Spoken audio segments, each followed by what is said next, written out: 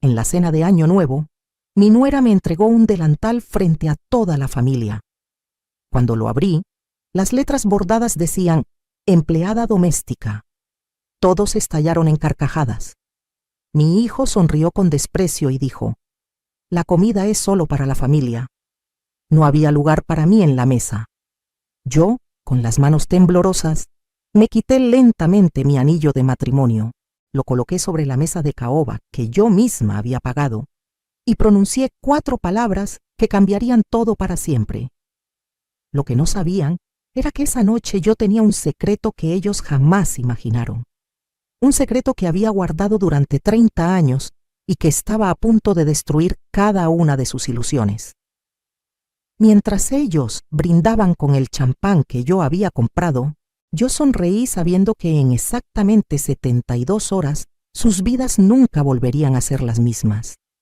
Porque verán, hay cosas que una madre jamás debería perdonar. Y esa noche, viendo a mi propio hijo reírse mientras su esposa me humillaba, algo dentro de mí se rompió definitivamente, pero no de la forma que ellos esperaban. No con lágrimas ni con súplicas, sino con una claridad fría y precisa que solo llega cuando finalmente abres los ojos, después de décadas de ceguera voluntaria. Sigue mi historia hasta el final y comenta la ciudad desde donde me estás viendo para saber qué tan lejos ha llegado mi relato, porque lo que pasó después de esa cena no solo cambió mi vida, cambió la definición misma que yo tenía sobre lo que significa ser familia. Y cuando termines de escuchar todo lo que hice, tal vez entiendas por qué a veces el silencio de una mujer no es debilidad, sino la calma que precede a la tormenta más devastadora. Mi nombre es Soledad Ramírez y tengo 68 años. Sé que muchas me verán como una mujer mayor, quizás incluso obsoleta según los estándares de esta época, pero les aseguro que la edad no me ha quitado ni la memoria ni la dignidad. Nací en un pueblo pequeño de Michoacán, donde aprendí desde niña que el trabajo duro y la familia eran los pilares de la existencia. Mi madre me enseñó a tortear a los 7 años, a coser a los 9 y a aguantar en silencio mucho antes de que yo entendiera que aguantar no siempre es sinónimo de fortaleza. Me casé con Roberto cuando tenía apenas 19 años. Él era 6 años mayor que yo, trabajaba en la construcción y tenía esa sonrisa que me hacía creer que juntos podríamos conquistar el mundo. Nos vinimos a la Ciudad de México, buscando un futuro mejor, como tantas familias que dejaban atrás sus pueblos con una maleta llena de sueños y otra llena de miedo. Los primeros años fueron difíciles de maneras que la gente de ahora ni siquiera puede imaginar. Vivíamos en un cuarto de azotea que en verano parecía horno y en invierno nos congelaba los huesos. Yo trabajaba limpiando casas durante el día y por las noches hacía costuras para las vecinas. Roberto trabajaba doble turno cuando conseguía. Comíamos frijoles con tortillas la mayoría de los días y la carne era un lujo que nos permitíamos solo los domingos, si acaso. Pero éramos felices, o al menos eso creía yo. 3 años después nació Miguel, mi único hijo. Recuerdo el día que lo tuve como si fuera ayer. Fueron 18 horas de labor de parto en un hospital público donde las enfermeras te trataban como si te estuvieran haciendo un favor al atenderte.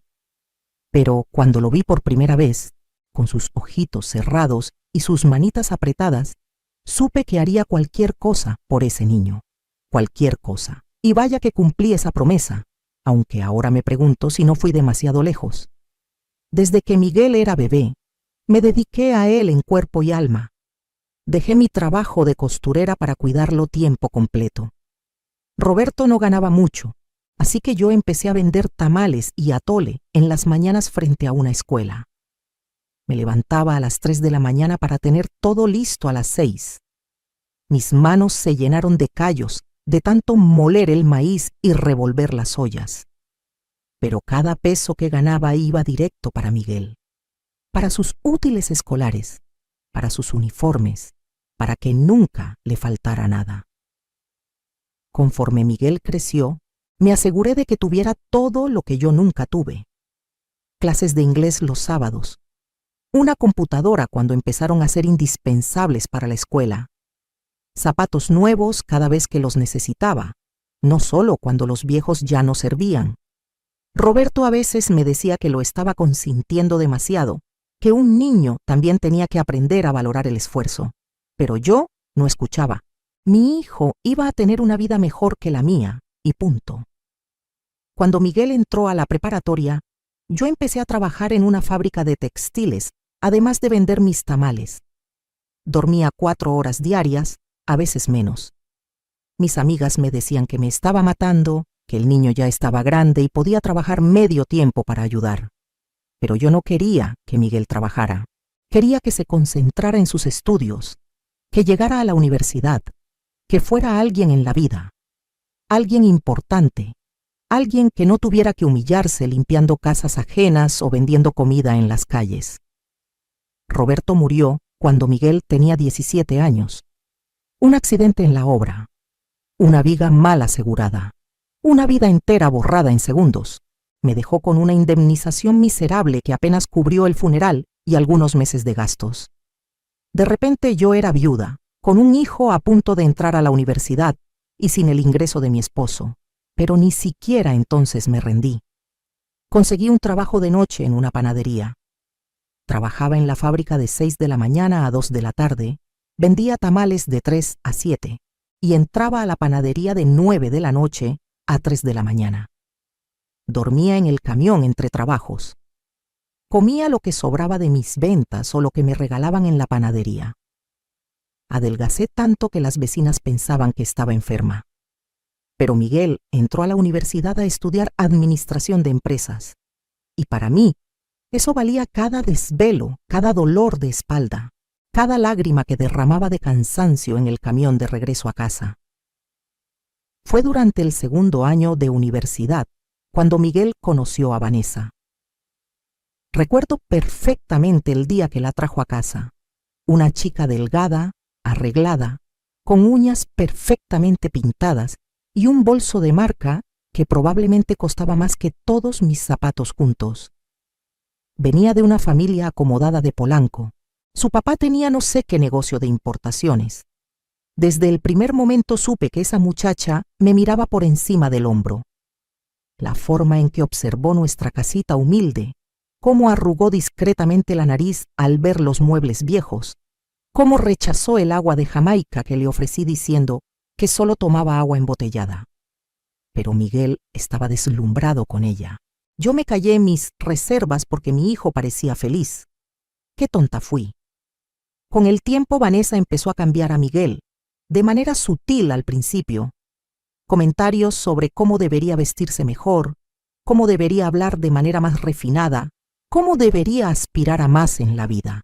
Y Miguel, mi hijo que yo había criado con tanto amor y sacrificio, empezó a avergonzarse de sus orígenes. Empezó a avergonzarse de mí. Nunca lo dijo directamente, pero yo lo notaba. La forma en que ya no me invitaba cuando salía con Vanessa y sus amigos. Cómo dejó de hablar de mí en sus conversaciones. Una vez lo escuché decirle a alguien por teléfono que su padre había muerto y su madre trabajaba en recursos humanos. Recursos humanos. Como si decir que su madre vendía tamales y trabajaba en una fábrica fuera motivo de vergüenza. Esa noche lloré hasta quedarme dormida, pero al día siguiente seguí trabajando triple turno para pagar sus colegiaturas. Porque eso es lo que hacen las madres, ¿verdad? Seguimos amando incluso cuando nos rompen el corazón. Miguel se graduó con honores. Yo estuve en su graduación con mi mejor vestido, que tenía ya 10 años, pero que había lavado y planchado con tanto cuidado que parecía presentable. Vanessa y su familia también estaban ahí. Recuerdo cómo la madre de Vanessa me miró de arriba abajo con esa sonrisa condescendiente que las mujeres ricas perfeccionan. Miguel consiguió un buen trabajo en una empresa transnacional. Finalmente, estaba logrando todo lo que yo había soñado para él. Yo estaba tan orgullosa. Pensé que ahora que ya había terminado la universidad, que ya tenía un buen empleo, tal vez podríamos recuperar esa cercanía que habíamos perdido. Tal vez ahora Miguel recordaría todo lo que yo había hecho por él. Qué ingenua fui. Al año de estar trabajando, Miguel y Vanessa se casaron. Fue una boda grande en un jardín elegante de Cuernavaca. Yo aporté todo lo que pude, aunque Vanessa dejó muy claro que mis ahorros apenas cubrían una fracción de los gastos. La familia de ella pagó la mayor parte. Durante toda la planeación de la boda, Vanessa me hizo sentir como una extraña. Las reuniones para decidir detalles siempre eran cuando yo estaba trabajando. Cuando yo opinaba algo, ella sonreía y decía: «¡Ay, qué linda! Pero esto se hace de otra manera». El día de la boda, mientras todos celebraban, yo me senté sola en una mesa del fondo, viendo a mi hijo bailar con su nueva esposa, preguntándome en qué momento lo había perdido. Después de la boda, las cosas empeoraron gradualmente. Miguel y Vanessa se mudaron a un departamento moderno en Santa Fe. Yo seguía viviendo en la misma casita humilde donde había criado a Miguel. Al principio, mi hijo me visitaba cada 15 días, luego una vez al mes, después cada 2 meses, siempre con prisas, siempre con excusas. Vanessa casi nunca venía. Cuando lo hacía, se quedaba en el carro tocando el claxon en lugar de subir. Yo intentaba no molestar demasiado. Llamaba una vez por semana para saber cómo estaban, pero incluso esas llamadas empezaron a sentirse como una intrusión. Miguel contestaba con voz apurada. En el fondo se escuchaba a Vanessa preguntando quién era, y cuando él decía que yo, ella suspiraba lo suficientemente fuerte para que yo lo escuchara. Comencé a notar cambios en mi hijo que me rompían el corazón. Ya no era el niño tierno que me abrazaba antes de dormir. Ni siquiera era el joven universitario que a veces todavía me pedía consejos. Este Miguel era frío, distante, casi un extraño. Hablaba de dinero constantemente, de marcas de ropa, de restaurantes caros, de viajes a Cancún y a Miami. Se había convertido en una versión superficial de sí mismo que yo no reconocía. Un día los invité a comer. Pasé toda la mañana preparando mole, el platillo favorito de Miguel desde niño. Compré los ingredientes más frescos que pude pagar. Puse la mesa con el mantel que había bordado yo misma. Llegaron 2 horas tarde. Vanessa entró arrugando la nariz. Miguel ni siquiera se disculpó por la tardanza.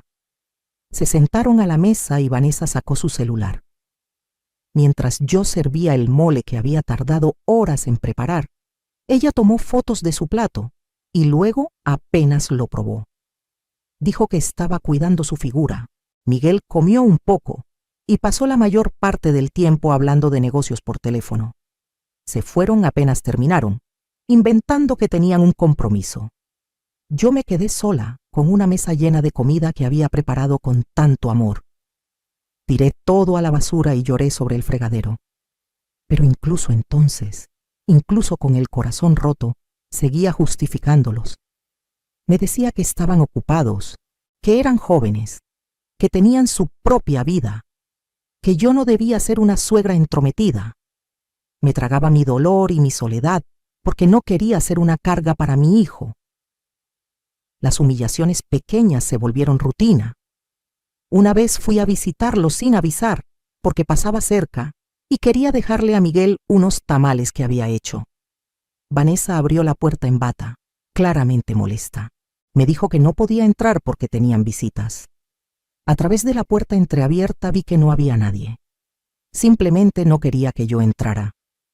Tomó los tamales con desgano y cerró la puerta. Ni siquiera me ofreció un vaso de agua. Me fui con las lágrimas quemándome los ojos, jurándome que no volvería a presentarme sin avisar. Cada día de las madres era una nueva decepción. El primero después de su boda, esperé toda la mañana una llamada que nunca llegó. Finalmente, a las 8 de la noche, Miguel mandó un mensaje de texto. «Feliz día, mamá. Estamos en Valle de Bravo. Te llamamos mañana». Nunca llamó. El siguiente año, me mandaron flores por mensajería. Flores genéricas con una tarjeta impresa. Ni siquiera se habían tomado la molestia de escribir algo a mano. El tercer año, ni flores ni llamada. Solo otro mensaje de texto. Yo guardaba esos mensajes en mi teléfono y los releía en las noches cuando la soledad me pesaba demasiado, como si fueran tesoros en lugar de migajas de afecto. Mis amigas veían lo que estaba pasando. Lupita, mi vecina de toda la vida, me decía que Miguel era un desagradecido, que después de todo lo que yo había sacrificado por él, así me pagaba. Pero yo lo defendía. Decía que estaba ocupado construyendo su carrera, que Vanessa venía de otra clase social y que era natural que tuviera diferentes costumbres, que yo no debía ser tan sensible.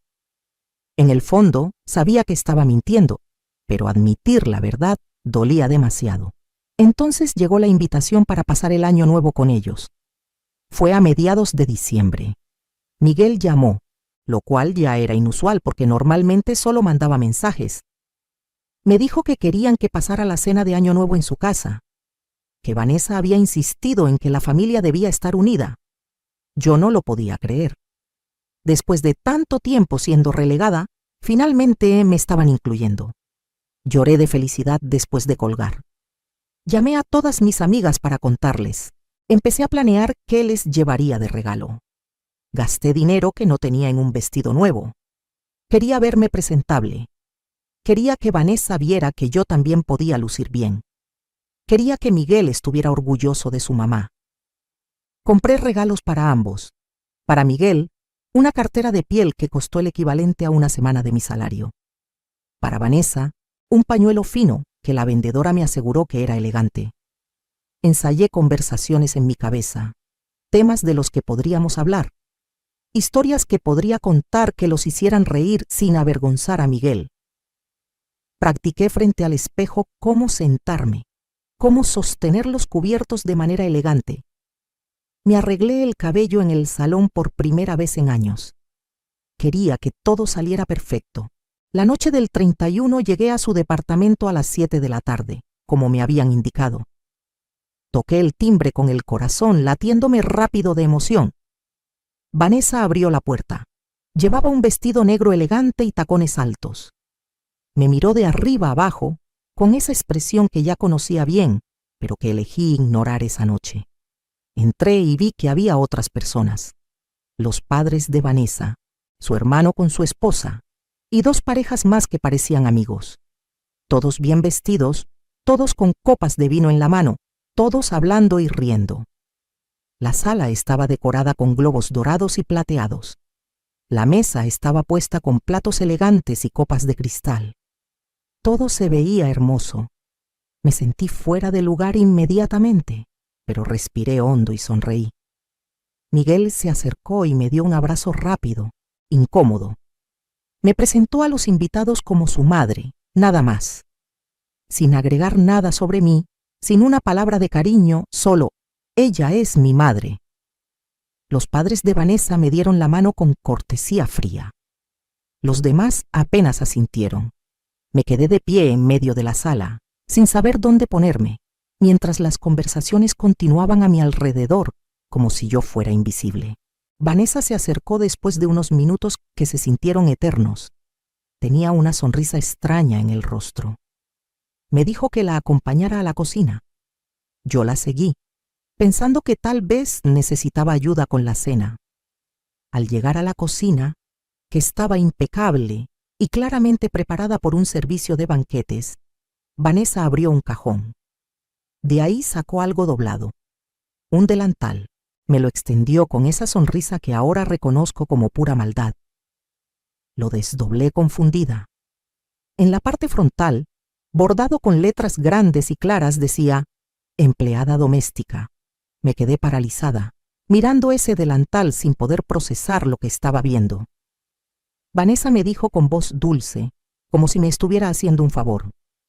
«Te compré esto para que te sientas más cómodo.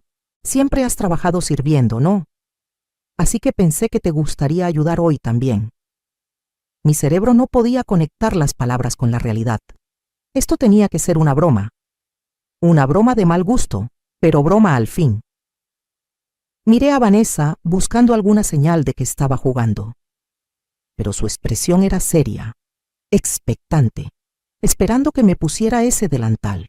Con voz temblorosa pregunté si era una broma. Ella se rió.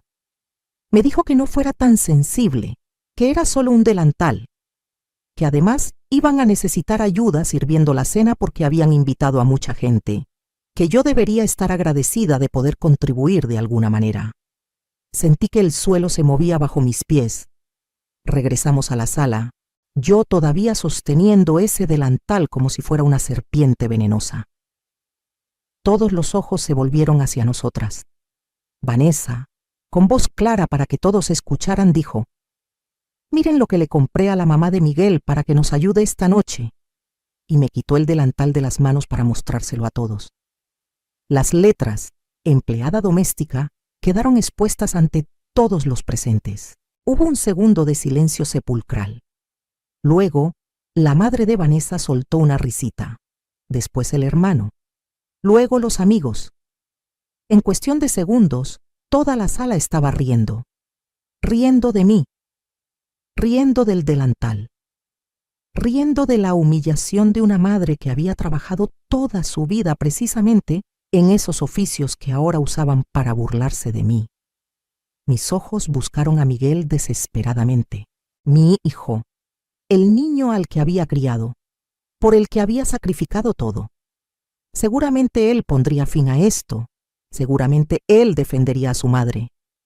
Pero Miguel no detuvo las risas.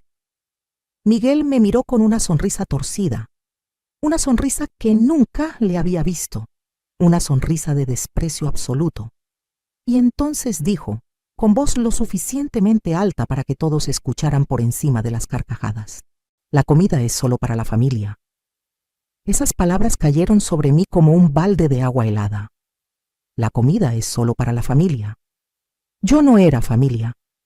Después de 68 años de vida, después de 49 años de ser madre, después de décadas de sacrificio, yo no era familia para mi propio hijo.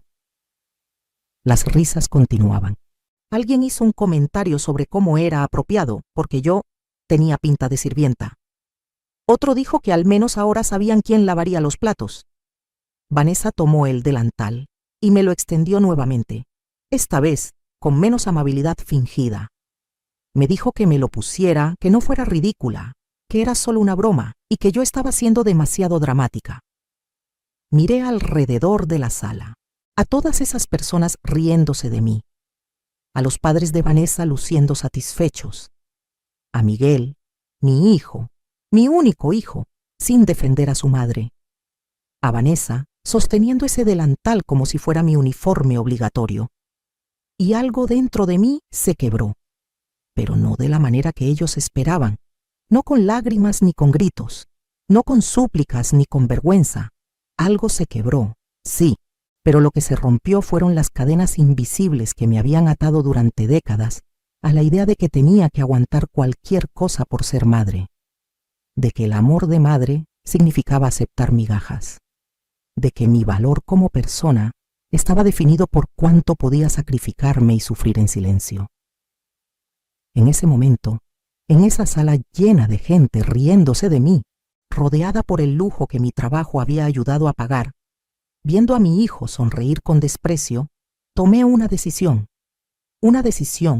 que había estado gestándose en algún lugar profundo de mi ser durante años, esperando el momento correcto para emerger.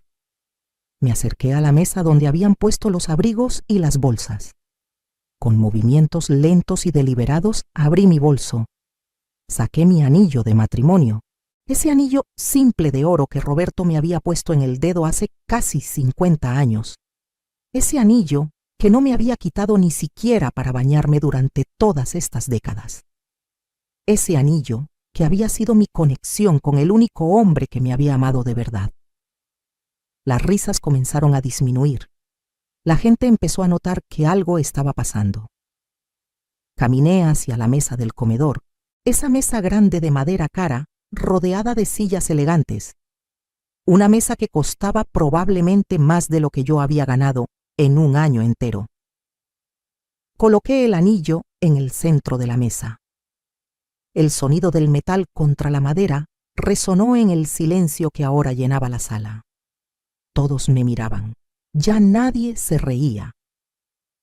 Levanté la vista y miré directamente a Miguel, luego a Vanessa. Mi voz salió calmada, clara, sin un atisbo de temblor, y dije exactamente 4 palabras.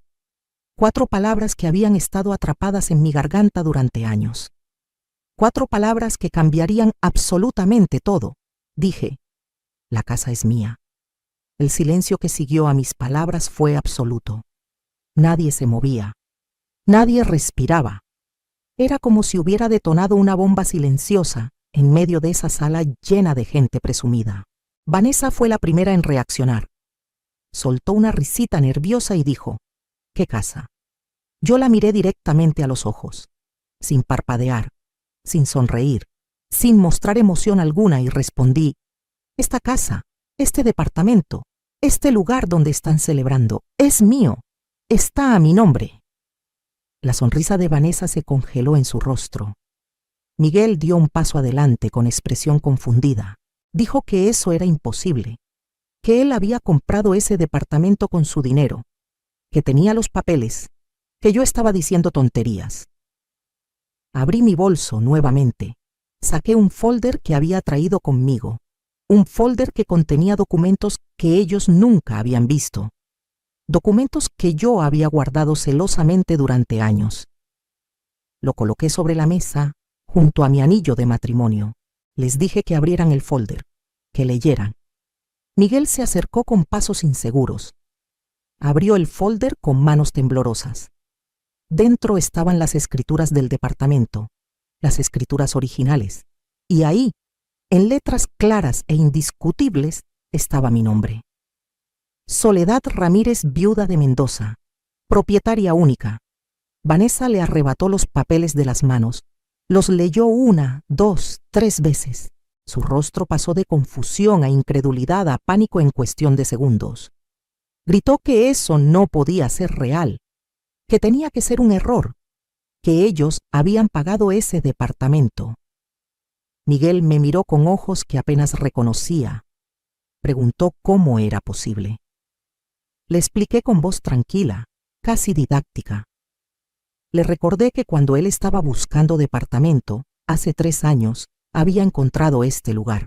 Le había encantado. Era perfecto, moderno, en buena zona.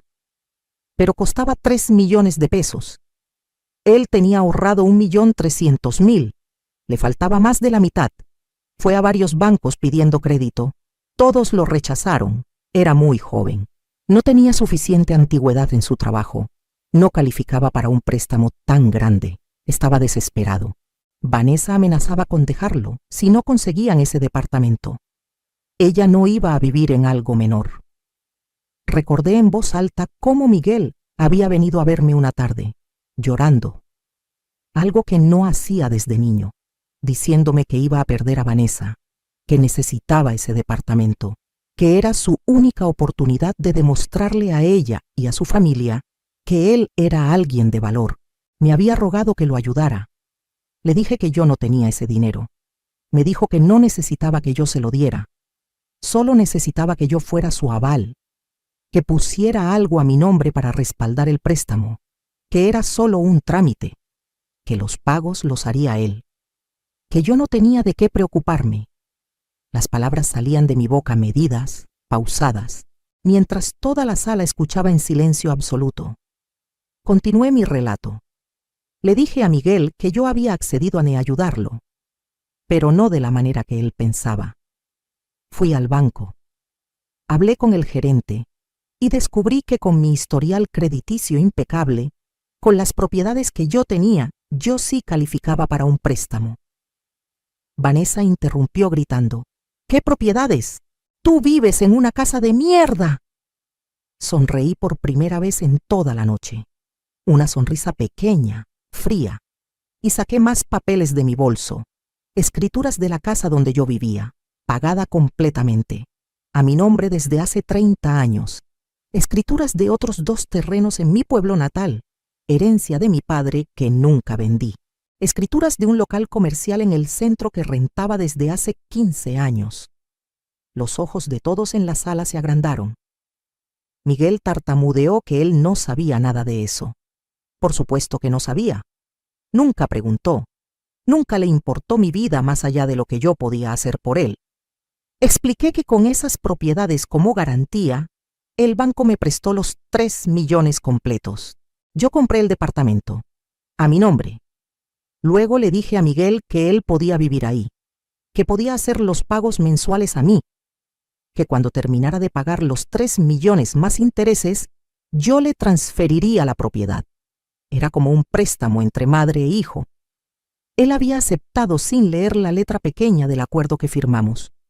Un acuerdo legal, notariado, completamente válido. Miguel estaba pálido. Preguntó por qué nunca le había dicho que la propiedad estaba a mi nombre. Le respondí que se lo había dicho. Varias veces, en los primeros meses. Pero él nunca ponía atención cuando yo hablaba. Simplemente asumió que ya todo estaba a su nombre porque él hacía los pagos. Vanessa ahora gritaba histérica. Decía que esto era un fraude, que me iba a demandar, que ella había invertido dinero en decorar ese departamento, que habían hecho mejoras. Saqué otro documento de mi bolso mágico, el contrato de comodato que Miguel había firmado 3 años atrás. Ahí especificaba claramente que cualquier mejora hecha a la propiedad pasaba a ser parte de la propiedad, sin reembolso, todo legal, todo firmado, todo notariado. La madre de Vanessa finalmente habló. Con voz fría me dijo que qué pretendía, que los corriera a la calle, que los dejara sin hogar. La miré y le dije que no, que esa nunca había sido mi intención, que yo había hecho ese arreglo para proteger a mi hijo, para asegurarme de que tuviera un patrimonio, que mi plan siempre había sido transferirle la propiedad cuando terminara los pagos. Hice una pausa, dejé que mis palabras flotaran en el aire, y luego agregué, pero eso era antes de esta noche, antes del delantal, antes de que me dijeran que no era familia. Saqué mi teléfono, abrí mi aplicación bancaria, les mostré la pantalla. Ahí estaba el registro de todos los pagos que Miguel me había hecho durante 3 años. Depósitos mensuales de 20,000 pesos, 36 meses. 720,000 pesos, de los 3 millones que debía. Les mostré otra pantalla, el saldo pendiente, 2,280,000 pesos, más intereses acumulados. Total adeudado, 2,800,000 pesos. Vanessa gritó que eso era usura, que los intereses eran ilegales. Sonreí otra vez. Le dije que revisara el contrato. Los intereses eran exactamente los mismos que el banco me cobraba a mí por el préstamo. Yo no estaba ganando nada, solo recuperando lo que yo había pagado. Miguel finalmente encontró su voz. Con tono de súplica me preguntó qué iba a hacer, si los iba a correr.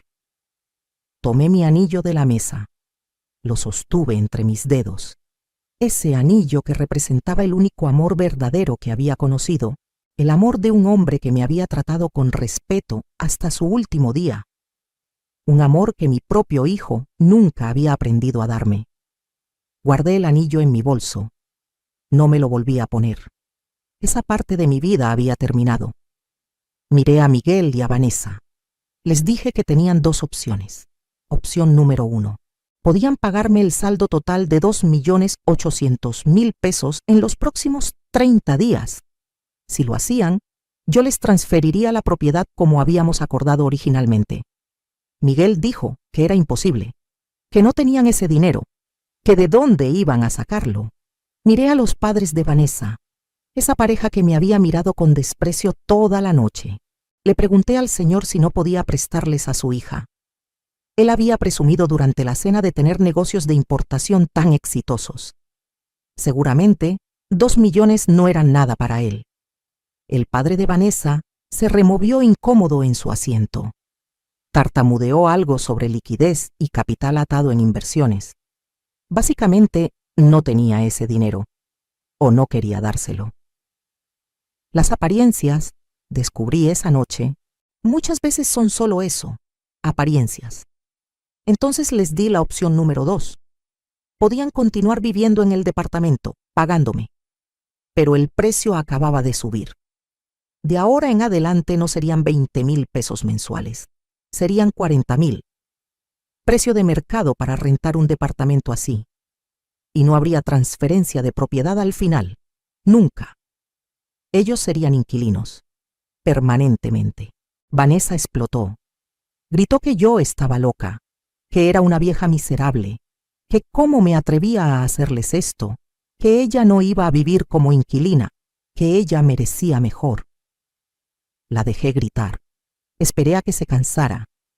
Cuando finalmente se calló, le dije con voz suave: «Tienes razón, mereces mejor.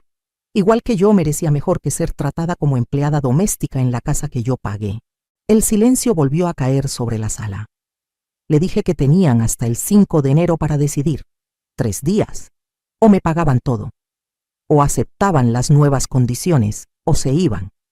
Si elegían irse, yo vendería el departamento. Con el mercado actual, probablemente lo vendería en 4 millones. Ganaría 1 millón de pesos. No estaría mal para una vieja sirvienta. Tomé mi abrigo del perchero. Me lo puse con calma.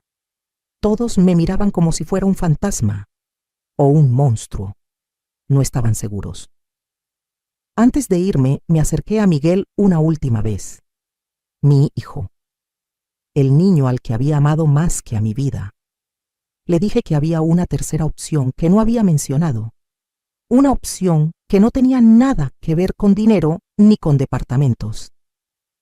Me miró con esperanza, como si pensara que yo iba a perdonar todo, que iba a olvidar la humillación, que porque era su madre tenía que aceptar cualquier cosa. Le dije: «Podías haberme defendido.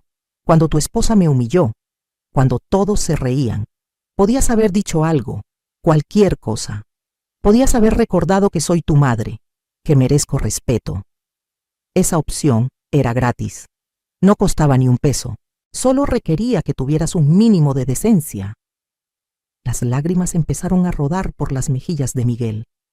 Dijo que lo sentía, que no había pensado, que Vanessa lo tenía presionado, que sus amigos estaban ahí, que no quería hacer una escena. Le dije que entendía perfectamente. Había elegido su comodidad sobre mi dignidad. Había elegido la aprobación de extraños sobre el amor de su madre. Y ahora tendría que vivir con esa decisión. Porque el dinero se puede pagar. Las deudas se pueden saldar.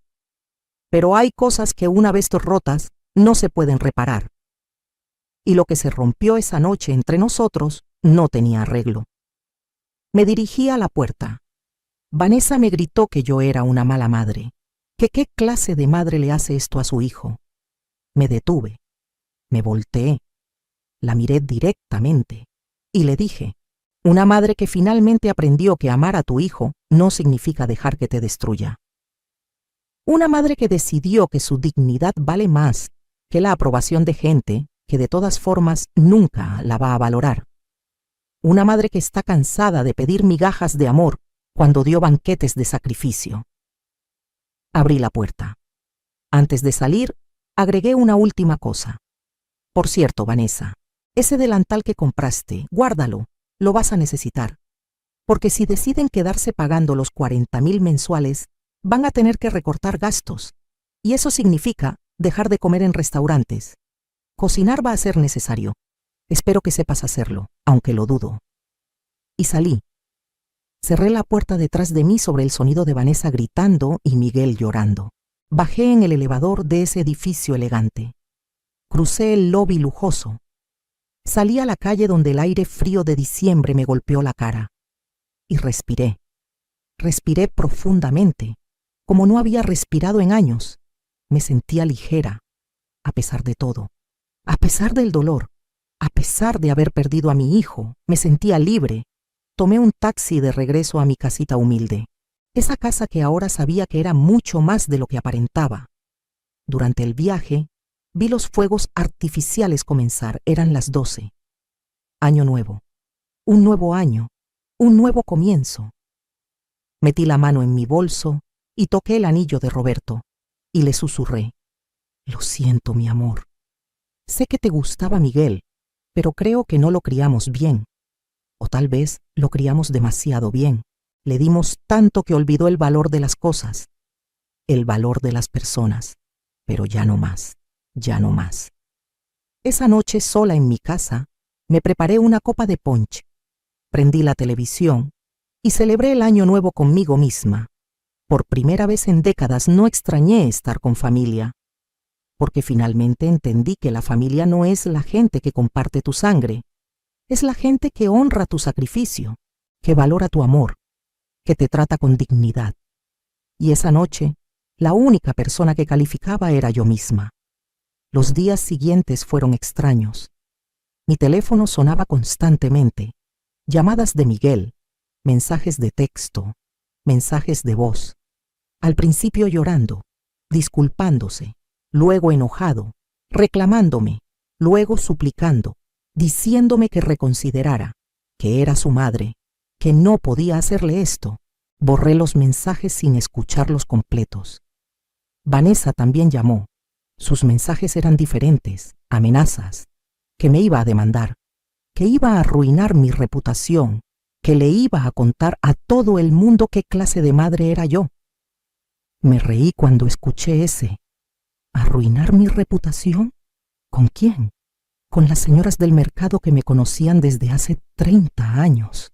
Con mis compañeras de la fábrica que sabían exactamente cuánto había trabajado. Con mis vecinas que habían visto mi sacrificio día tras día. Que contara lo que quisiera. Los padres de Vanessa también intentaron comunicarse. El padre me dejó un mensaje pomposo sobre llegar a un arreglo civilizado. Ofrecía pagarme 1 millón de pesos si yo transfería la propiedad y olvidaba este malentendido.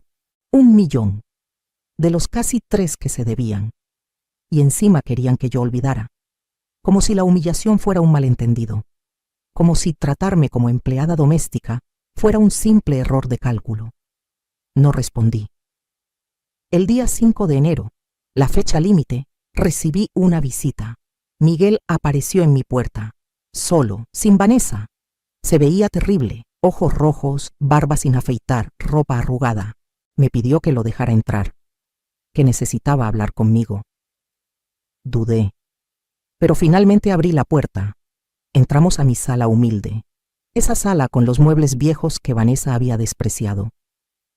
Miguel se sentó en el sillón donde había pasado su infancia viendo caricaturas, donde había hecho tareas, donde había llorado cuando su papá murió. Parecía más pequeño de lo que recordaba. Se veía como el niño que alguna vez fue. Y por un momento, solo un momento, mi corazón de madre se ablandó. Pero entonces habló. Me dijo que Vanessa lo estaba volviendo loco, que no dejaba de gritar, que lo culpaba de todo, que su relación estaba en crisis, que sus suegros estaban furiosos, que no tenían el dinero para pagarme, que los 40,000 mensuales eran demasiado, que si aceptaban eso, tendrían que cambiar completamente su estilo de vida. No más restaurantes, no más viajes, no más lujos. Vanessa amenazaba con dejarlo. Me miró con esos ojos que de niño usaba cuando quería algo. Y me preguntó si podíamos volver a como estaban las cosas antes. 20,000 mensuales. Promesa de transferencia. Borrón y cuenta nueva. Sentí algo dentro de mí. No era enojo exactamente. Era más bien decepción profunda. Porque incluso ahora, incluso después de todo, Miguel no entendía. No venía a disculparse por cómo me había tratado. No venía a reconocer el dolor que me había causado. Venía a negociar, a buscar que yo solucionara sus problemas, como siempre. Le pregunté si recordaba el delantal. Se removió incómodo. Dijo que había sido idea de Vanessa, que él no había sabido que ella iba a hacer eso. Le pregunté si recordaba haberse reído. Se puso pálido. Tartamudeó que no se había reído, que solo había sonreído, como si hubiera diferencia. Le pregunté si recordaba haber dicho, «La comida es solo para la familia». Se quedó callado. Finalmente asintió. Le pregunté si se daba cuenta de lo que esas palabras significaban, de lo que me habían hecho sentir. Empezó a llorar. Dijo que estaba nervioso, que todos estaban ahí, que Vanessa esperaba que él la apoyara, que si la contradecía frente a su familia, ella se enojaría con él.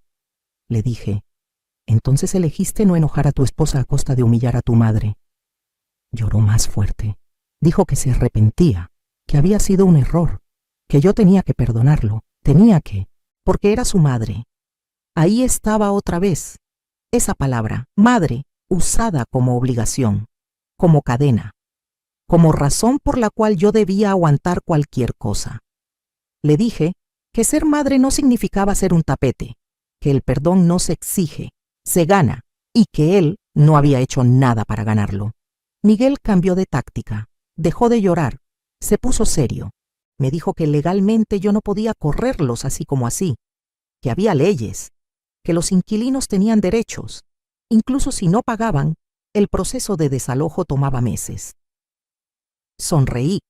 Había estado esperando este momento.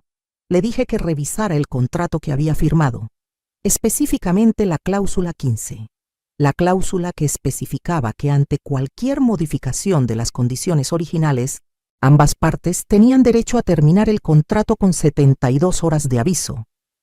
Yo había modificado las condiciones. Les había dado 3 días para decidir. Si no aceptaban las nuevas condiciones, el contrato quedaba anulado. Y sin contrato, ellos no eran inquilinos, eran ocupantes ilegales. Miguel se puso de pie bruscamente. Gritó que yo había planeado todo esto, que lo había engañado desde el principio. Le dije que no, que yo había planeado ayudarlo, protegerlo, asegurarme de que tuviera un patrimonio, pero que también me había asegurado de protegerme a mí misma. Porque después de décadas de trabajar duro, de ahorrar, de invertir inteligentemente, yo había aprendido que en este mundo tienes que cuidar tus intereses. Nadie más lo hará por ti, ni siquiera tu hijo, especialmente no tu hijo, al parecer. Miguel preguntó qué quería entonces. ¿Qué tenía que hacer para arreglar esto? Le dije la verdad. No quería su dinero. Bueno, sí quería que me pagara lo que debía. Eso era justicia básica. Pero más que el dinero quería respeto. Quería que reconociera todo lo que había hecho por él. Quería una disculpa real, no una disculpa de conveniencia porque necesitaba algo de mí. Una disculpa genuina porque finalmente entendía el daño que había causado. Quería que Vanessa se disculpara también, por el delantal, por las humillaciones, por todos los desprecios a lo largo de los años. Y quería ver cambios reales, no promesas vacías, cambios en cómo me trataban, en cómo me hablaban, en cómo me incluían en sus vidas. Miguel dijo que sí, que haría todo eso, que hablaría con Vanessa, que todo cambiaría. Lo miré a los ojos, buscando sinceridad. Solo encontré desesperación. Le dije que no le creía, que las palabras eran fáciles cuando necesitaba algo, que si de verdad quería arreglar las cosas tendría que demostrarlo con acciones, durante meses, tal vez años. Y mientras tanto las condiciones eran no negociables, 40,000 mensuales, sin promesa de transferencia, o pago total inmediato o desalojo. Eligiera. Se fue sin elegir, pero yo sabía que volvería, porque no tenía opciones reales. Y así fue. 2 días después, pasada ya la fecha límite que había dado originalmente, recibí una transferencia bancaria, 40,000 pesos, y un mensaje. Aceptamos las condiciones.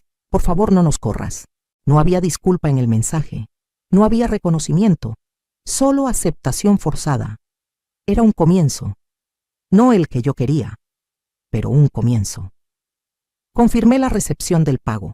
Les di un recibo oficial, todo legal, todo documentado, y así comenzó nuestra nueva relación.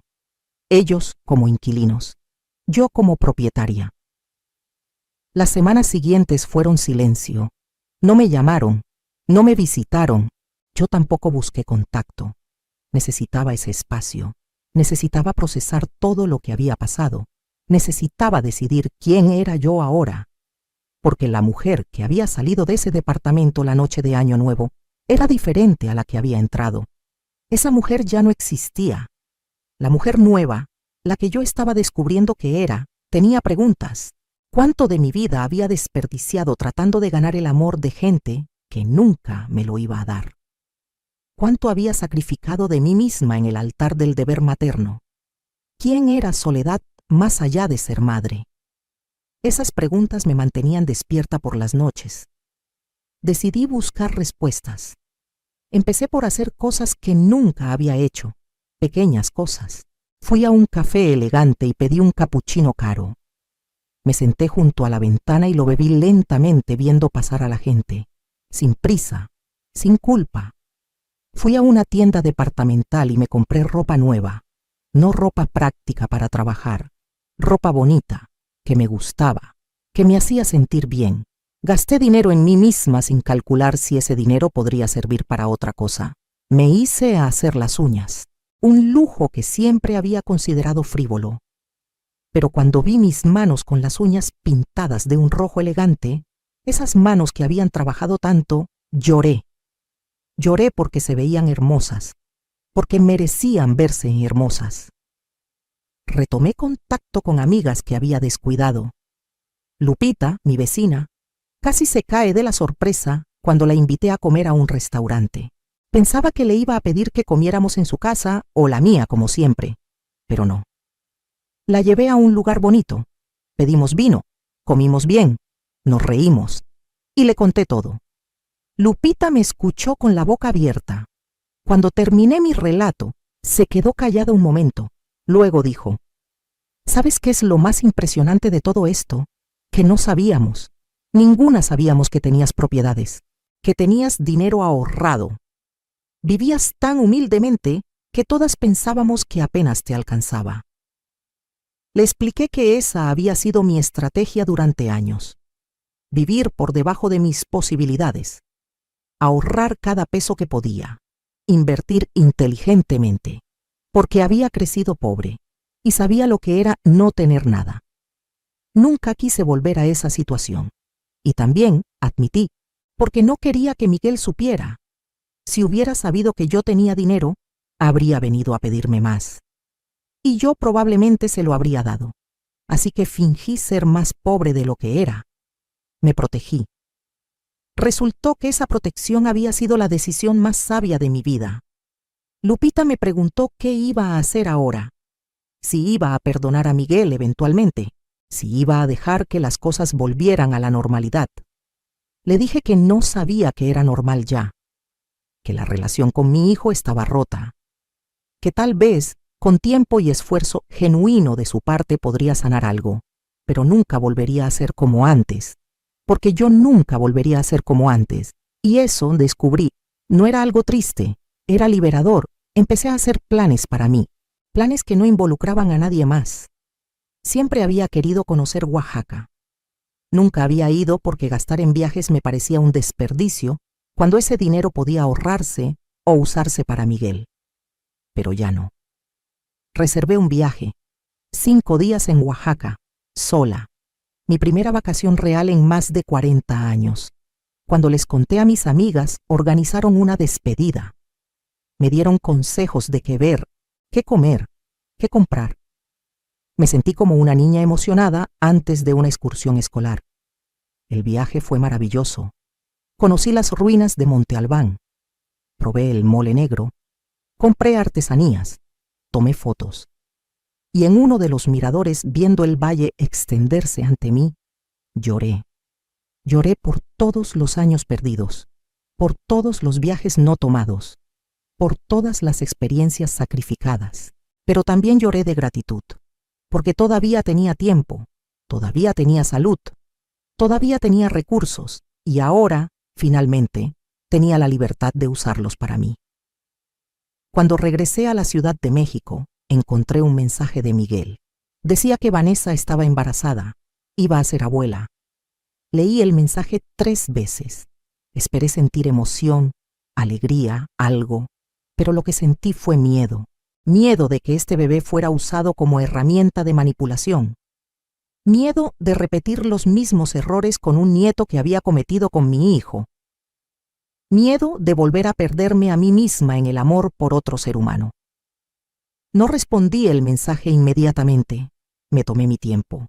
Pensé cuidadosamente qué quería decir. Finalmente escribí: felicidades. Espero que sean buenos padres, mejores de lo que yo fui. La respuesta de Miguel fue inmediata. Tú fuiste una gran madre. Yo fui un mal hijo. Me quedé mirando esas palabras. Eran las primeras palabras de responsabilidad real que veía de él. No excusas, no justificaciones, reconocimiento. Escribí: gracias por decir eso. Pasaron algunos días. Luego Miguel preguntó si podía visitarme. Solo él, sin Vanessa. Acepté. Llegó un sábado por la tarde. Traía flores, crisantemos amarillos, mis favoritos. No lo había mencionado en años, pero él recordaba. Nos sentamos en mi pequeña sala. Preparé café. Durante largos minutos no dijimos nada. Finalmente, Miguel habló. Me dijo que los últimos 2 meses habían sido los peores de su vida, que Vanessa estaba amargada todo el tiempo, que peleaban constantemente, que sus suegros apenas le hablaban, que sus amigos hacían comentarios sobre cómo habían bajado de nivel, que todo era un desastre, y que en medio de todo ese caos había tenido mucho tiempo para pensar, para recordar, para ver con claridad cosas que había ignorado durante años. Me dijo que recordaba cómo yo trabajaba 3 turnos para pagar su universidad, cómo nunca tuve ropa nueva, pero él siempre la tuvo, cómo yo comía poco para que él comiera bien, cómo sacrifiqué todo, absolutamente todo, por su bienestar y su futuro, y cómo él había pagado ese sacrificio con vergüenza, con distancia, con desprecio. Las lágrimas rodaban por su rostro mientras hablaba. Pero esta vez eran diferentes. No eran lágrimas de manipulación, eran lágrimas de genuino remordimiento. Me dijo que no esperaba que lo perdonara, que entendía si nunca lo hacía, pero que necesitaba que yo supiera que finalmente entendía. Finalmente veía, y que estaba profundamente, completamente arrepentido. Le pregunté qué había provocado ese cambio. Dijo que había sido Vanessa. Irónicamente, la misma persona que había causado tanta ruptura, ahora había causado claridad. Porque cuando se enteró del embarazo, Vanessa empezó a hablar de cómo iban a criar al bebé, de cómo no iba a permitir que sus suegros, o sea, los padres de Vanessa, interfirieran demasiado, de cómo iban a poner límites, de cómo su familia, o sea, la familia de Vanessa, podía ser muy crítica y ella no iba a permitir que lastimaran a su hijo. Y Miguel se dio cuenta de la hipocresía. Vanessa estaba planeando proteger a su hijo de exactamente el tipo de trato que ella le había dado a su suegra. A mí. Cuando Miguel le señaló eso, cuando le dijo que ella había tratado a su madre peor de lo que temía que sus padres trataran a su hijo, Vanessa se puso furiosa. Gritó que no era lo mismo, que sus padres eran importantes, que yo era solo una mujer de pueblo sin educación, que no se podía comparar. Y ahí, en ese momento, Miguel finalmente vio a su esposa con claridad. Vio su clasismo, su crueldad, su vacuidad. Vio que había elegido a una mujer que valoraba las apariencias sobre la sustancia, el dinero sobre el carácter, el estatus sobre el amor, y se dio cuenta de que había traicionado todo lo que su padre le había enseñado, todo lo que yo le había enseñado, por impresionar a gente que en realidad no valía la pena. Me contó todo esto sentado en mi sala, y cuando terminó, me preguntó qué podía hacer, cómo podía arreglar lo que había roto. Le dije la verdad, que no sabía si se podía arreglar, que el daño era profundo, que la confianza, una vez destruida, era casi imposible de reconstruir, pero que si genuinamente quería intentarlo, tendría que hacer cambios reales. Empezando por su matrimonio. Miguel me miró confundido. Le expliqué que mientras siguiera con Vanessa, mientras siguiera permitiendo que ella lo manipulara y lo alejara de sus valores, nada cambiaría realmente, que tenía que decidir qué tipo de hombre quería ser, qué tipo de padre quería ser. Y si la respuesta a esas preguntas incluía a Vanessa o no. Me dijo que estaba considerando el divorcio, que ya no amaba a Vanessa, que tal vez nunca la había amado realmente, que se había enamorado de la idea de ella, de lo que ella representaba. de cómo lo hacía verse, pero que la persona real, con toda su crueldad y superficialidad, no era alguien con quien quisiera pasar el resto de su vida. Le pregunté por el bebé. Dijo que esa era la parte complicada, que no quería abandonar a su hijo, que no quería ser un padre ausente, pero que tampoco quería que su hijo creciera viendo una relación tóxica y pensando que eso era normal, pensando que eso era amor. Le dije que fuera cual fuera su decisión respecto a Vanessa, tenía que asegurarse de estar presente para su hijo, pero no de la manera en que él pensaba, no solo financieramente, emocionalmente, con valores sólidos, enseñándole respeto, gratitud, humildad, todas las cosas que él había olvidado. Miguel asintió. Me preguntó si yo querría ser parte de la vida de mi nieto, si a pesar de todo, podríamos encontrar una manera de ser familia de nuevo. Le dije que no lo sabía, que necesitaba ver acciones, no palabras, que necesitaba tiempo, que no iba a apresurarme a volver a una relación que me había lastimado tanto, pero que la puerta no estaba completamente cerrada, solo muy, muy entornada. Tendría que trabajar duro para abrirla. Se fue esa tarde con más preguntas que respuestas, pero algo había cambiado. No todo, pero algo. En las semanas siguientes, Miguel empezó a visitarme regularmente, cada sábado. A veces solo tomábamos café, a veces me ayudaba con reparaciones en la casa, a veces solo nos sentábamos en silencio. Lentamente, muy lentamente, empezamos a reconstruir algo, no lo que teníamos antes. Eso estaba perdido para siempre, pero algo nuevo, algo más honesto, basado en respeto mutuo en lugar de obligación unilateral. Me contó que efectivamente había iniciado el proceso de divorcio, que Vanessa estaba furiosa, que amenazaba con no dejarlo ver al bebé, que sus suegros le habían cortado todo contacto, que estaba solo. Le dije que estar solo no era lo peor que podía pasar, que a veces necesitamos estar solos para descubrir quiénes somos realmente, que yo había aprendido eso recientemente y que era una lección valiosa. Cuando Vanessa se enteró del divorcio, trató de contactarme. Me dejó mensajes de voz insultándome, diciéndome que yo había destruido su matrimonio, que había envenenado a Miguel contra ella, que era una suegra tóxica. Me reí escuchando esos mensajes. Yo, que apenas había sido permitida en sus vidas, de repente tenía el poder de destruir su matrimonio. No, querida Vanessa. Tú destruiste tu propio matrimonio con tu crueldad y tu arrogancia. Yo solo dejé de permitir que me lastimaras. También intentó usar el embarazo como arma. Llamó diciendo que si yo no convencía a Miguel de cancelar el divorcio, ella no me dejaría conocer a mi nieto.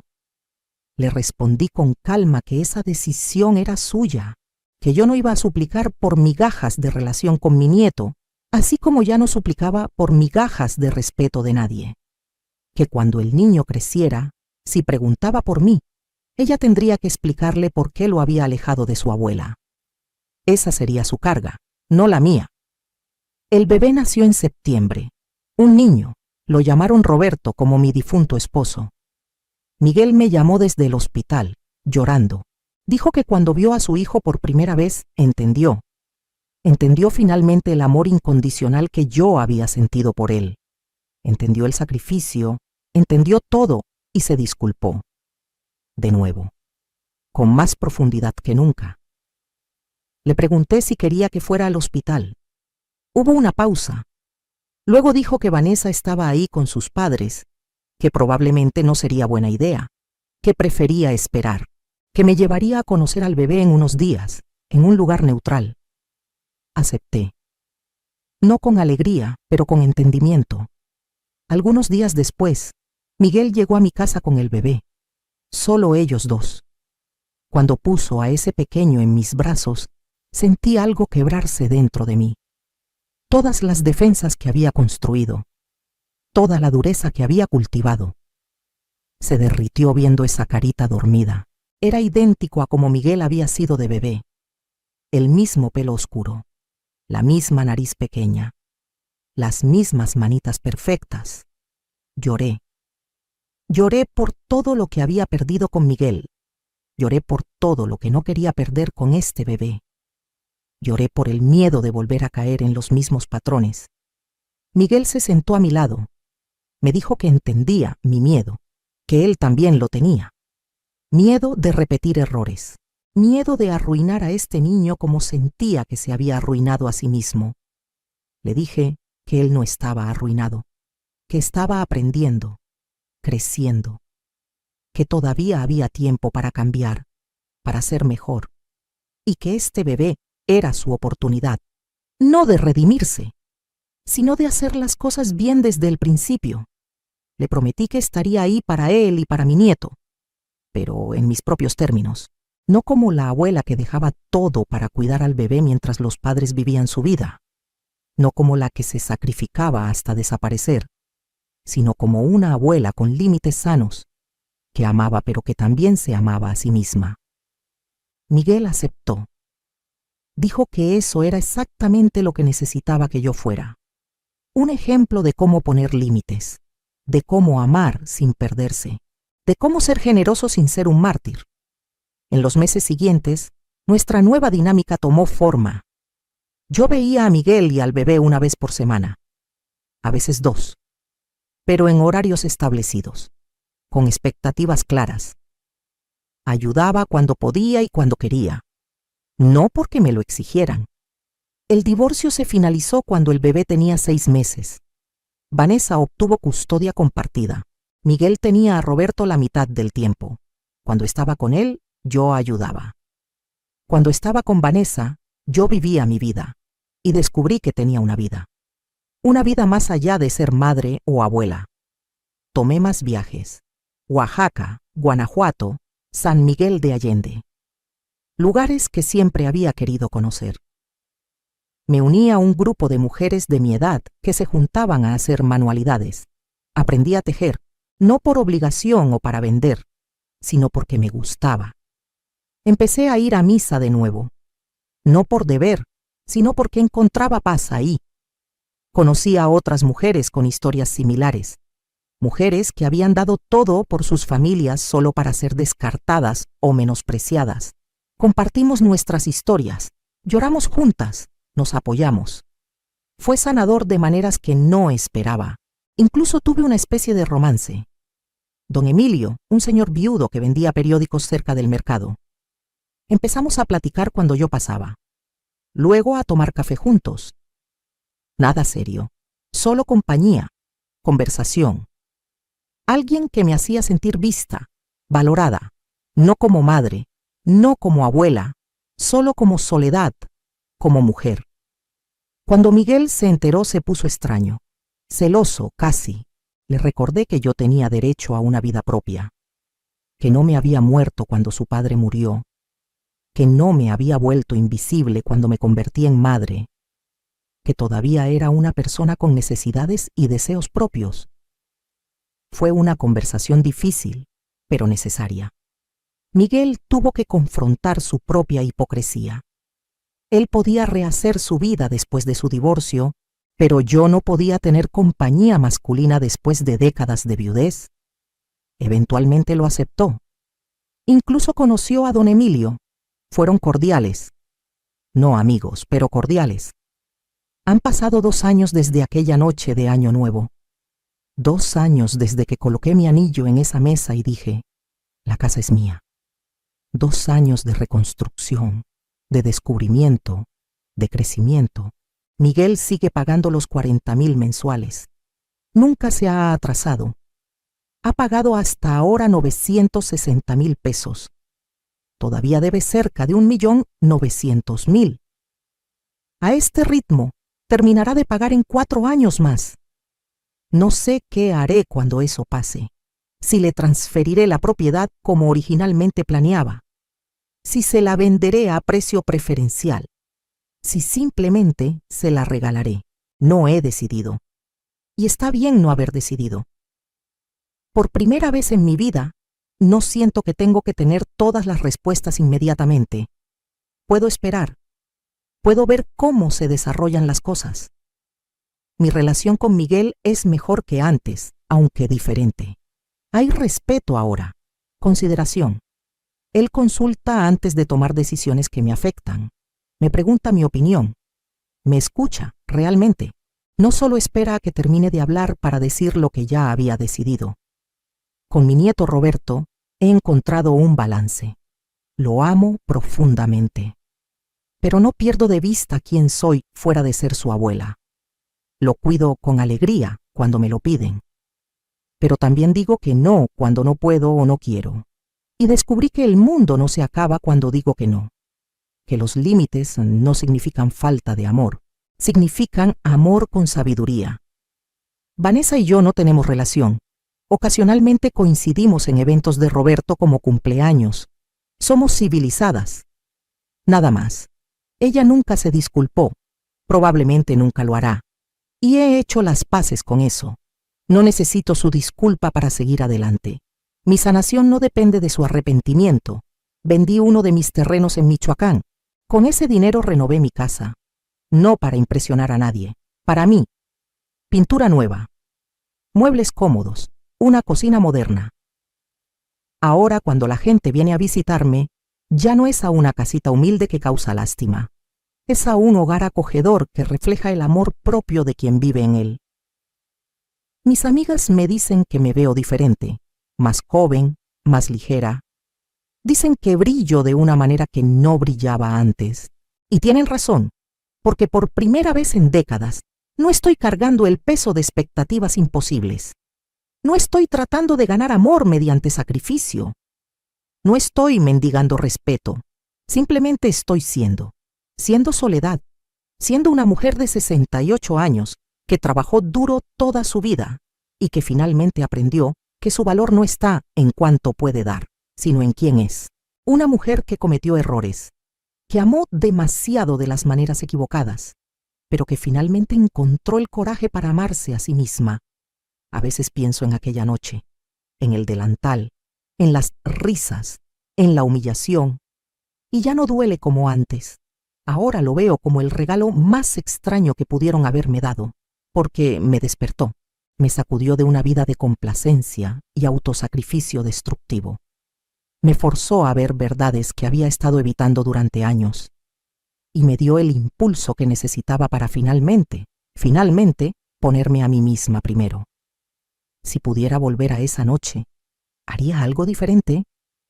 Tal vez diría mis 4 palabras más pronto. Tal vez no esperaría a estar tan rota para finalmente romper el patrón, pero no cambiaría el resultado, porque ese momento me llevó a este momento. Y este momento, con toda su complejidad y su dolor sanado y su nueva forma de ser, es exactamente donde necesito estar. Entonces, ¿qué harías en mi lugar? Si tu hijo, ese hijo por el que lo sacrificaste todo, permitiera que te humillaran de esa manera, ¿qué harías? ¿Seguirías aguantando en nombre del amor maternal? ¿O te atreverías a decir basta? Les puedo decir esto. Hay una diferencia entre ser una buena madre y ser un tapete. Hay una diferencia entre amar a tus hijos y perderte completamente en ese amor. Hay una diferencia entre sacrificio sano y autodestrucción disfrazada de virtud. Durante la mayor parte de mi vida, no entendí esas diferencias. Pensaba que una buena madre daba todo sin esperar nada, que el amor verdadero era incondicional, lo que interpretaba como sin límites, sin quejas, sin importar cuánto doliera. Pero estaba equivocada. El amor puede ser incondicional y aún así tener límites. Puedes amar a alguien con todo tu corazón y aún así no permitir que te falten al respeto. Puedes ser una madre dedicada y aún así ser una persona completa con necesidades propias. Mi mensaje para todas las mujeres que están escuchando esto, especialmente las madres, especialmente las que han dado tanto que ya no reconocen a la persona en el espejo, es este. No esperen a que les pongan un delantal de empleada doméstica para recordar su valor. No esperen a ser humilladas públicamente para defender su dignidad. No esperen a perderlo todo, incluyéndose a sí mismas, para finalmente decir basta. Ámense lo suficiente para poner límites. Ámense lo suficiente para decir que no. Ámense lo suficiente para exigir el respeto que merecen. Y si no lo reciben, tengan el coraje de alejarse. Incluso si es de sus propios hijos, especialmente si es de sus propios hijos. Porque al final, la persona con la que van a pasar más tiempo en esta vida son ustedes mismas. La relación más importante que van a tener es la relación con ustedes mismas. Y ningún amor, ni siquiera el amor maternal, vale la pena si requiere que traicionen esa relación fundamental. Hoy tengo 68 años. Tengo canas, tengo arrugas, tengo manos callosas de décadas de trabajo. Pero también tengo algo que no tenía hace 2 años. Tengo dignidad, tengo respeto propio, tengo límites, tengo una vida que es mía. Y nadie, absolutamente nadie, puede quitármela. Porque ya aprendí la lección más importante. Puedo sobrevivir sin la aprobación de mi hijo. Puedo vivir sin ser necesitada. Puedo existir sin sacrificarme. Y no solo puedo hacerlo bien. Puedo hacerlo con alegría. Puedo hacerlo con plenitud. Así que comenta abajo, ¿qué harías tú en mi lugar? ¿Crees que hice lo correcto? ¿O fui demasiado dura? ¿Perdonarías más fácilmente? ¿O serías incluso más firme? Quiero saber tus pensamientos. Quiero saber tu historia. Porque cada vez que una mujer cuenta su historia de cómo encontró su valor, otra mujer en algún lugar encuentra el coraje para buscar el suyo. Y si mi historia, con todo su dolor y su aprendizaje difícil, puede ayudar aunque sea a una persona a no perderse a sí misma en el amor por otros, entonces cada lágrima, cada momento difícil, cada noche sola reconstruyéndome, habrá valido la pena. Comparte este video si conoces a alguien que necesita escucharlo. Probablemente conoces a varias. Porque hay demasiadas soledades en el mundo, demasiadas mujeres dando hasta desaparecer, demasiadas madres olvidando que también son personas. Es hora de que eso cambie. Y el cambio comienza con una mujer, luego otra diciendo, ya basta. Mi nombre es Soledad Ramírez. Tengo 68 años, soy madre, soy abuela. Pero más importante que todo eso, soy una mujer que finalmente aprendió a amarse a sí misma. Y si yo pude hacerlo después de casi 7 décadas, tú también puedes. No importa tu edad. No importa cuánto tiempo hayas pasado siendo invisible. No importa cuánto hayas sacrificado. Nunca es demasiado tarde para recuperarte a ti misma. Nunca es demasiado tarde para decir, la casa es mía. Y cuando digo casa, no hablo solo de paredes y techos. Hablo de tu vida, de tu espacio, de tu valor, de tu dignidad. Todo eso es tuyo, y nadie tiene derecho a quitártelo, ni siquiera en nombre del amor. Especialmente no en nombre del amor. Gracias por escuchar mi historia. Gracias por llegar hasta el final. Ahora ve y vive la tuya. Pero esta vez, vívela sin olvidar que tú también importas.